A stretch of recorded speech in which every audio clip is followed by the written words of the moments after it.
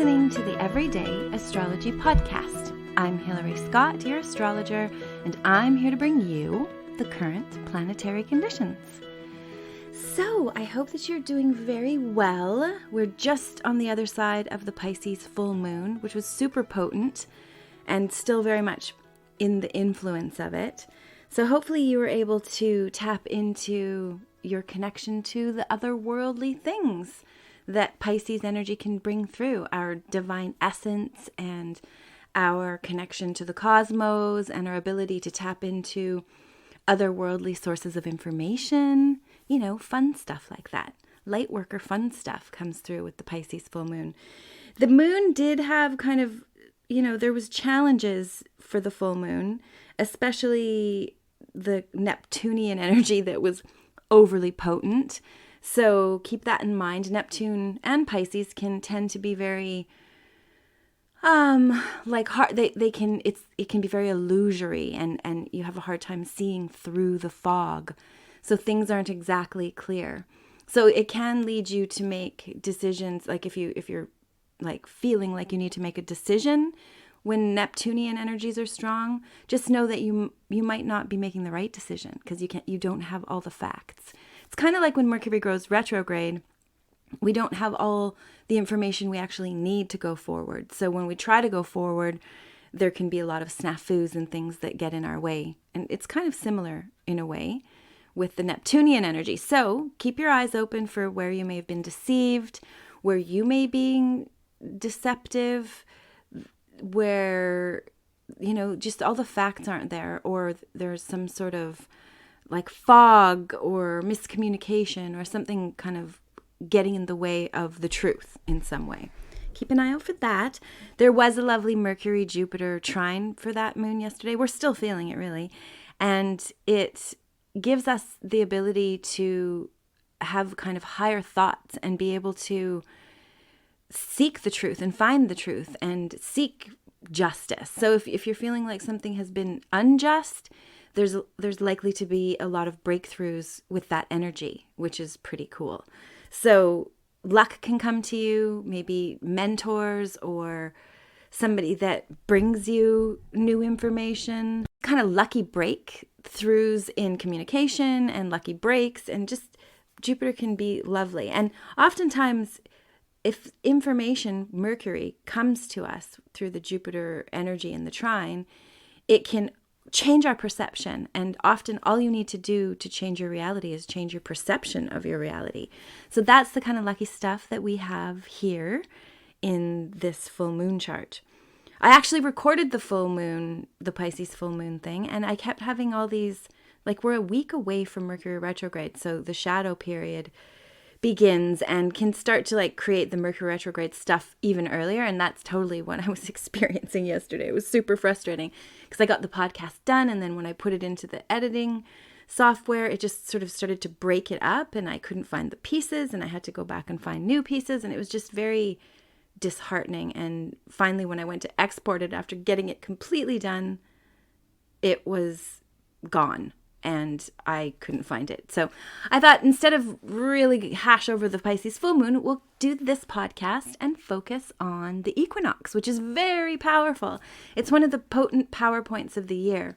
So it's a cardinal energy, which is an action-taking energy. And the sun moves into Libra exactly at 3:21 p.m. Eastern on September 22nd. That chart, when you look at it, you can kind of see what's going to happen for the next 3 months, which gives you kind of an insight into the season ahead.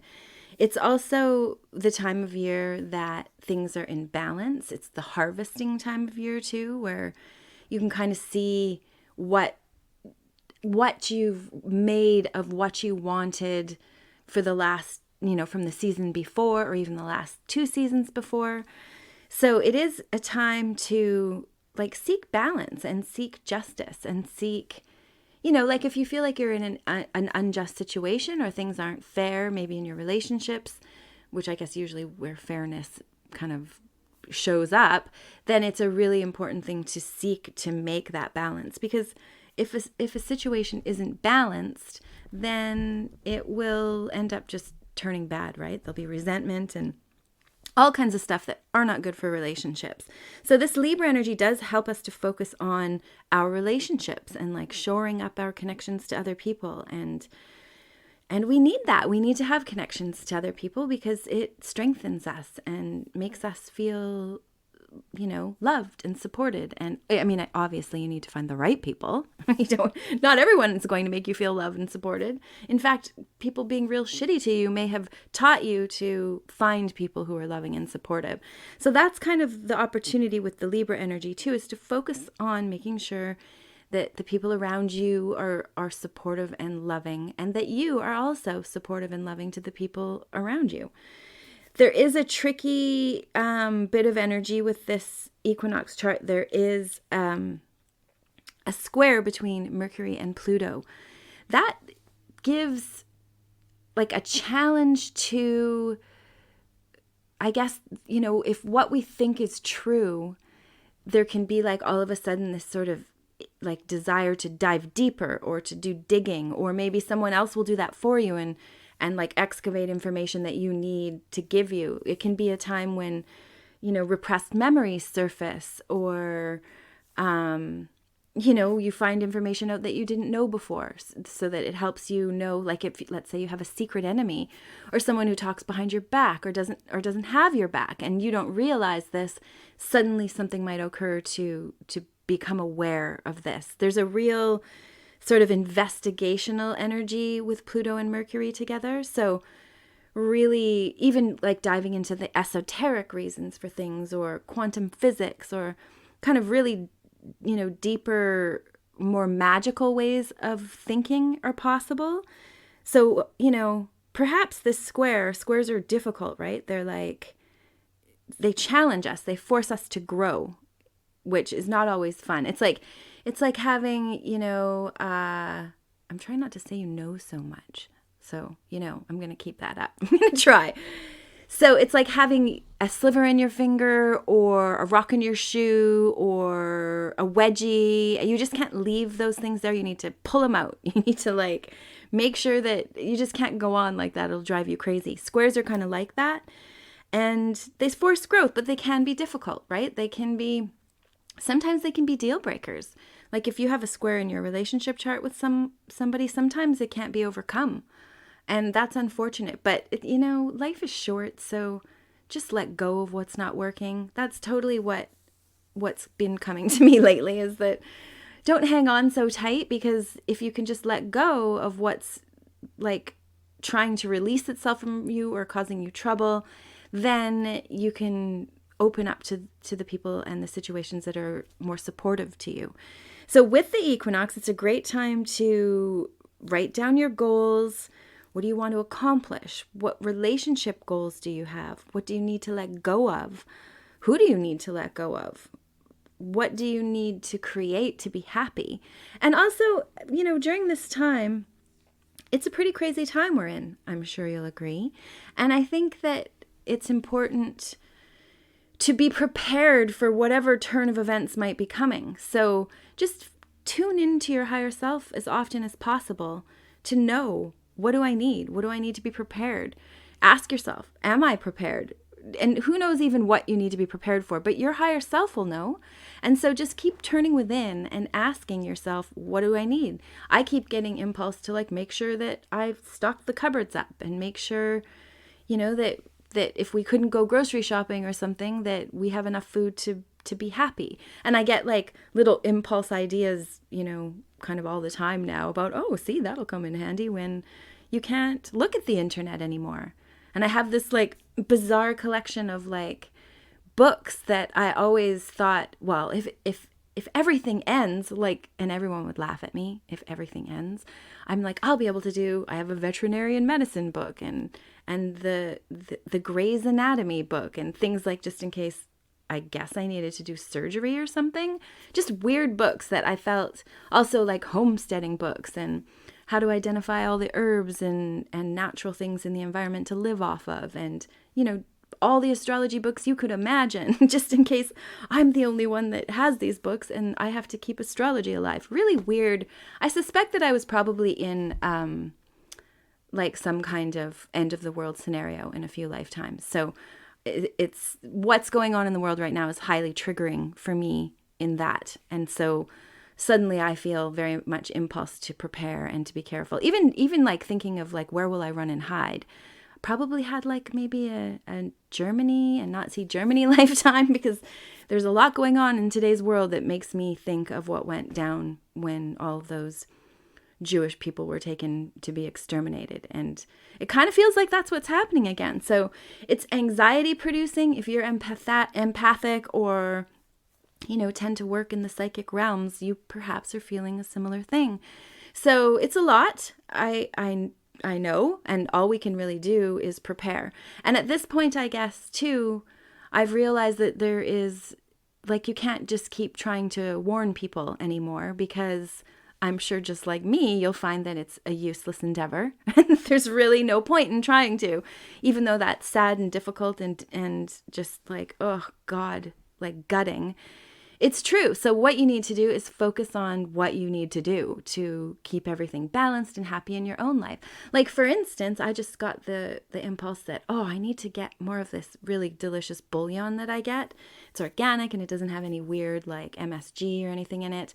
And I thought, if I have that all stocked up, I'll always be able to have like delicious soup. I won't feel like I'm, suffering or missing things. So just stuff like that. What do you need? What clothes do you need? What supplies do you need to, just in case you need to, make it on your own in the world? Somehow this seems important right now. So I thought I would share that. The equinox too, it does have like a blessing energy from Jupiter. So perhaps that is bringing us maybe like the truth and maybe mentors. That one I really like, the idea of mentors. I did this most amazing workshop this weekend, and I felt so grateful to have known about it. My sister has a herd of horses, and she is learning through this woman, not far from where I am, to do equine therapy and help people heal through their connection to horses. And so through her, I learned about this lady, Sandra, who has this business called Chiron's Way. And they were happening to hold the very first Chiron workshop. So it was like 2 days of like really deep diving, healing, just kind of rituals and processes. And you get, you find what's wrong or what you need to heal and bring it up. And then you go into the ring with the horses, and the horses communicate to you and connect to what you're trying to heal. And really, oh my gosh, it was so transformative. I felt so blessed, especially because I'm in the middle of my Chiron return, and there's so much pain surfacing and difficult emotional stuff that I'm dealing with, that to be able to go, and there was a group of like 7 of us, and it was so healing, and I just feel so grateful. I just, like, what a magical thing. I'm in the middle of my Chiron return. My whole life is like all about Chiron. My middle name is Cry. But now I was able to go to this, like, I was taken to the horse named Chiron, and it's just really magical. And so I really do feel transformed inside. And these wonderful, like, ladies, these wonderful mentor ladies, Dr. Sharon and Sandra, and all the women that participated, really like were there to like witness you as a soul and help you to feel heard and to process your pain, which is often, I think, kind of all we need to get through and past what's hard for us, is to just be acknowledged. But there was so many magical things. There was a red-headed woodpecker that showed up. There was chickadees and hummingbirds and a crow and a condor. Like, oh my goodness, it was magic. And it was the Pisces energy. I was just so like fortunate. So any kind of seeking of mentorship with the Jupiter energy could be very helpful to you and very healing. So, seek someone wise, seek someone who knows, even astrology can be a wonderful mentor to you, because there's so much information that can be gleaned from your birth chart that can be so healing to know. Like, just to understand that you're going through your Chiron return makes a very difficult process endurable, because you're like, okay, well, bye. Unfortunately, mine isn't until October 22 when it's over, October 2022. So that's like over a year I still have to go through it, but it's helpful that I know that, it's not going to be this never-ending thing. And I already feel better. So knowing what you've got going on in your chart can just be life-changing and supportive. Any kind of therapy that you seek, Jupiter will help you, especially knowledge and things that will help with your belief system, and instilling beliefs that are helpful instead of hindering would be really important, which can totally happen. You do have to seek it out, though. You can't just not do something. It's not going to just fall in your lap with the sextile. You need to take advantage of the opportunity. Sometimes, like with trines, opportunities will fall in your lap and you're like, oh, I won the lottery, or oh, my record got produced, or oh, there's like just some sort of pre-blessing that comes in with the trine. But with the sextile, you have to actually activate the energy by seeking it. So it's not a good time to be lazy, ultimately, even though it is a good time to go within, because we're turning, it's the autumn equinox. So go within and shore up your energies is really important. Seeking truth, seeking fairness and peace and justice are all really important. But with the Plutonian energy so much connected to this, deep diving is essential. Like, you definitely need to excavate, dig it up, figure out what's in there, figure out what's wrong, figure out, like the doctor, I listened to this German doctor who's been looking at blood samples under the microscope. That's that kind of thing. She's been looking at the blood samples of, I think she said she's done 60 or 70 samples of people who have had the injection and how it's changed their blood. And that's the kind of, if we can't look under the microscope, then we don't really know what's going on. So it was really interesting to see what she discovered and how the blood has changed and what has, what it looks like now. There's inorganic particles in there that shouldn't be there, all kinds of interesting stuff. So maybe I'll actually leave that in the show notes if somebody wants to have a look and see that video, just in case you're curious. That's kind of a Plutonian thing. Look under the microscope, see what's really going on down there. Dig, dig, dig, look for answers, like seek the truth. Often Pluto will just shock you into knowing the truth. And right after the equinox, the next day, there's an opposition between Venus and Uranus. So there's some sort of maybe threat to our, like, not necessarily a threat, but like some sort of shakeup to what we value.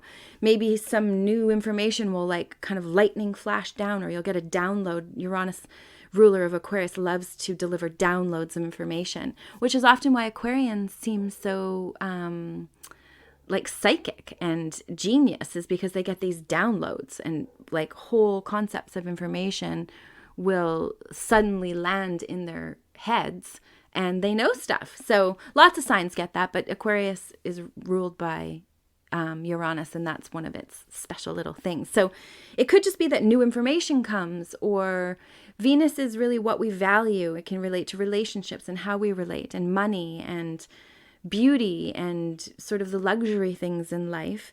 And Uranus is like change and forward movement and bust up the status quo. Often Aquarians are like kind of relationship, or like intimate relationship adverse, because they don't want anything to stifle their individuality, which, a lot of people can get lost in their relationship. So it's an energy where you might feel like you need to break away or be able to assert your individuality in some way, which we're all here to do, right? We all need to be our individual selves. And then as we kind of fuse resources with others, even just our connection and our relationship, then we bring, we're more together than, what is that? We're more than the sum of our parts. Yeah, like the group is more than the sum of the parts kind of thing. So that is something to keep in mind, that we do need each other, but we also need to be our individual selves. We're like each a point of light in the universe. So keep that in mind. There is also like an opposition to Mercury during the equinox. So there's a lot going on, that it's almost like the cosmos is it's really like, I think, a battle between the dark and the light, or the truth and the lies, or all those renditions of kind of good and bad. Like there's a big a big battle going on. And I think you can see it kind of displayed in the astrology of right now.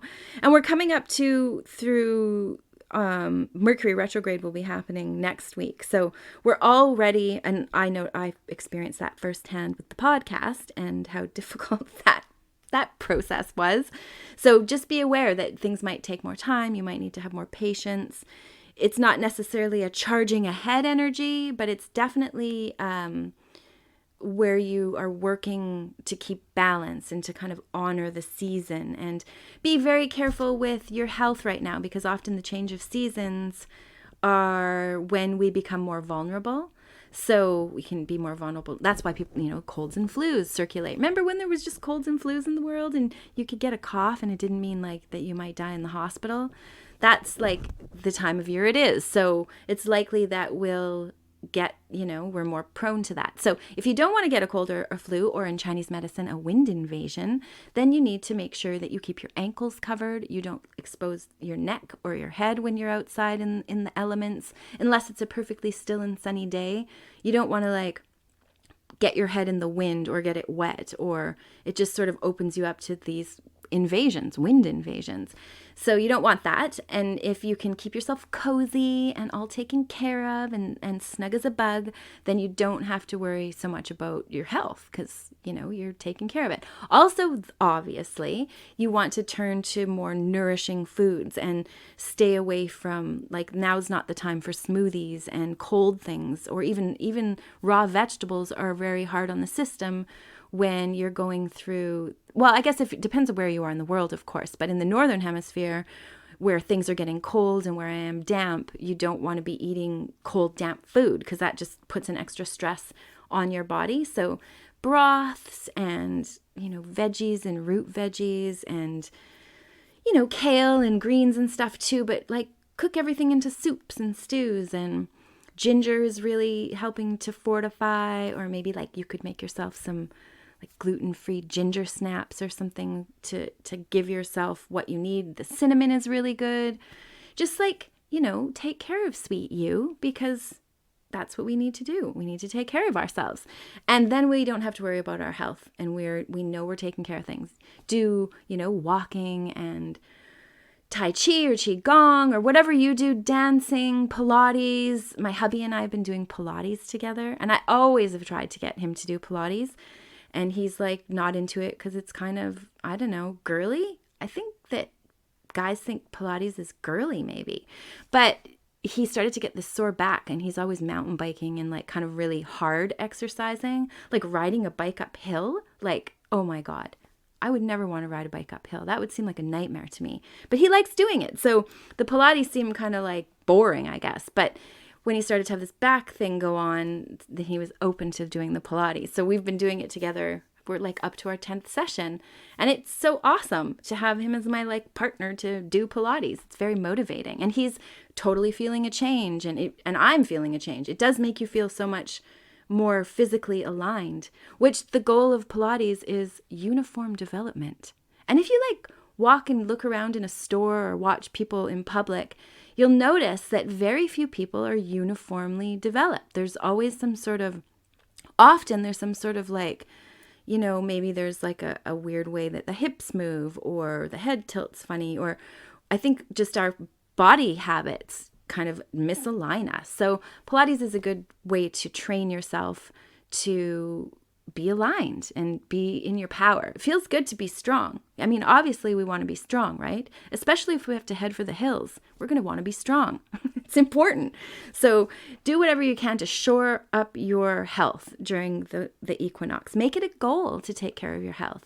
Make it a goal to do some sort of movement exercise that will help circulate your energy and keep you strong, and and also seek out companionship, because it really is just such a lovely thing to have friends and to have people who, see the world from your perspective. It's great when you get to have the mirror challenge with the people who don't see the world from your perspective, but it's exhausting. It's better and a blessing to find like-minded companions, I think. That's what I've always found. So with this equinox, just really get in touch with what you need. Write down your goals, write down your needs, write down how they're not being met and how they can be met, and write down how you can meet your own needs too. And then perhaps how you can be there to meet the needs of others as well, because it's not all about us, right? And when it is, that our relationships don't go so well. So, figure out what you have to offer the relationships that you're in so that you create the balance of Libra. And then the gifts of harmony and feeling, enjoying the beauty of the world and the finer things in life start to manifest from the Libra energy. But there could be, there is a lot going on in the cosmos, and we could really be experiencing like triggers right now. So just be aware of that there could be things that are triggering you emotionally. And that's difficult because you want to be able to let your emotions out, but you also don't want to, irritate your family like I've been doing, letting my emotions out lately. So it's a real fine balance between like being able to express yourself honestly and openly, but also with respect to what other people need and need, what are their boundaries. So that's what I've been learning lately, is that I need to be more respectful of when people don't like actually care or want to look or whatever, and just be okay with that instead of feel like I'm on a crusade to save everybody from the camps or whatever, which could just very well be a past life thing that's surfacing for me. But it does really seem, you got to admit, sort of reminiscent now of what went on then, at least to me. So anywho, I hope that you're able to handle that well. I know a lot of people are feeling frustrated and unheard, and there's a lot of division in the world, but I really believe that division is being manufactured. So remember that, and I'll try to remember that too, because driving us apart isn't going to get us anywhere. We definitely need to, harmonize and for the greater good of all. And I wish I could take down every single news station that exists and just eliminate that from our reality so that we could get on with living our lives without being manipulated. Wouldn't that just be lovely if that was possible? But for this equinox, when everything is in balance, come into your heart and, breathe into your heart whenever you're scared or anxious or confused or you don't know which way to go or what to do. Just come to the center point and breathe in. Let's do it right now. Let's take 3 deep breaths. One more. No, 2 more.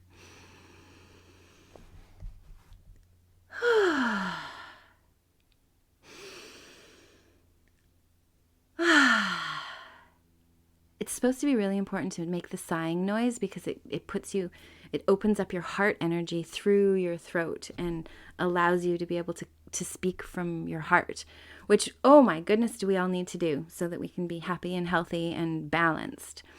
So just be the point of light that you came here to be. We totally got this. We wouldn't have come here now if we didn't come for a reason. So just keep that in mind when it all seems too crazy, that we're here for a reason and that we're here to be who we are and to shine our light and to be our truth and to connect honestly with other people. And the right people for us will see who we are and they'll connect honestly with their hearts to our hearts. And it will just be so wonderful. So just be yourself. That's just, I know that's it's almost a cliche, but it's so true. Come from the heart and be yourself. Be the lovely light that you are. And I will be my lovely light self. And together we're all connected and we're not alone. Even though it feels sometimes like we're alone, we're not alone. So that's it for the equinox. I hope that you have a most beautiful day and that you stay calm and happy and healthy and feel so, so loved. Thank you so much for listening.